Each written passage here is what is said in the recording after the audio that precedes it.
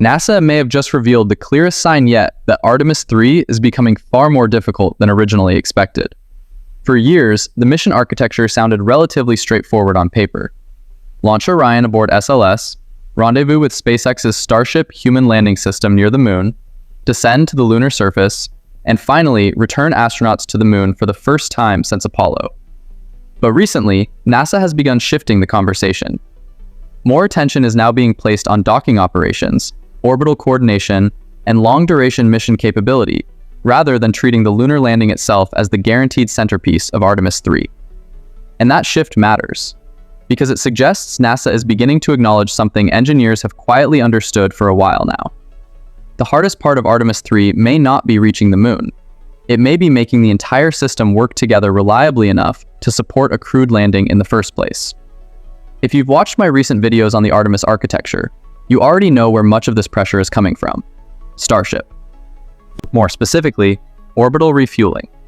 Because unlike Apollo, Artemis III depends on a transportation system that has never been demonstrated at this scale before. To send the Starship lunar lander toward the moon, SpaceX may need well over a dozen tanker launches to repeatedly transfer cryogenic propellant into an orbital depot before the actual landing vehicle can even depart Earth orbit. That changes the mission completely. Suddenly, Artemis III is no longer dependent on a single successful launch. It becomes dependent on an entire chain of launches, docking operations, fuel transfers, and timing windows, all functioning together with extremely high reliability. And that introduces a systemic risk NASA can no longer treat as theoretical. Because cryogenic propellant does not remain stable forever. Even with advanced insulation and active management systems, boil-off remains one of the central technical concerns for long-duration orbital fuel storage, which means delays inside the launch chain begin affecting the architecture itself. If one launch slips, the timeline compresses. If multiple launches slip, fuel margins become more difficult to manage. And the complexity begins stacking on top of itself very quickly. This is why the recent Artemis III shift is so significant. NASA appears to be moving toward a more incremental operational strategy, one that prioritizes validating the architecture before fully committing to the original landing timeline. That does not mean the moon landing is canceled, and it certainly does not mean Artemis is failing.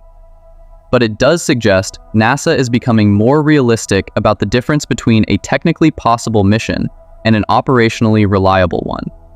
Those are not the same thing. And in human spaceflight, reliability matters more than ambition, especially when astronauts are involved.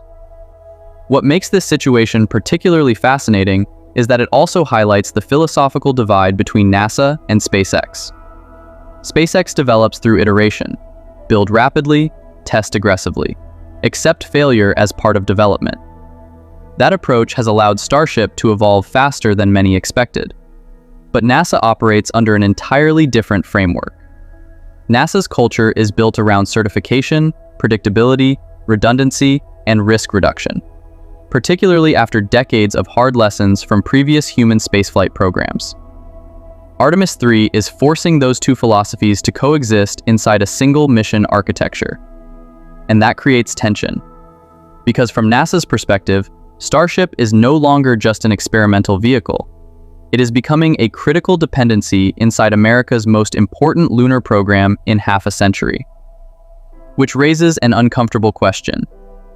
How much unresolved complexity can exist inside a mission before schedules themselves stop being realistic? And honestly, this is probably why NASA's messaging has started changing. By placing greater emphasis on orbital operations and docking capability, NASA buys time. Time for Starship refueling demonstrations, thermal management improvements, and time for operational experience. Time for SpaceX to prove that the architecture can function repeatedly under real mission conditions, rather than only in isolated demonstrations. In many ways, this may actually be the smarter approach, because Artemis III was always extraordinarily ambitious. It attempts to integrate SLS, Orion, Starship, orbital refueling, deep space docking, lunar descent systems, surface operations, and long-duration mission coordination, all within a single program operating under political pressure budget scrutiny, and an increasingly competitive geopolitical environment. That is an enormous amount of complexity.